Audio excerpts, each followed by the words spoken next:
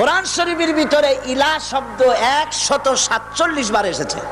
লা ইলাহার অর্থ যদি এই হয়, কোনো উপাস্য নাই আল্লাহ ছাড়া, কোনো মাবুদ নাই আল্লাহ ছাড়া, মুহাম্মদ সাল্লাল্লাহু আলাইহি সাল্লাম আল্লাহর প্রেরিত রাসূল, তাহলে তো এত ঝঞ্ঝাট হওয়ার কথা ছিল না। নবীরা যখনই এই দাওয়াত দিয়েছেন লা ইলাহা ইল্লাল্লাহ, তখন সংঘর্ষ হয়েছে কিনা, বাধা আসছে কিনা? তাহলে এই কথাটা কি যার কারণে এরকমের বাধা আসে?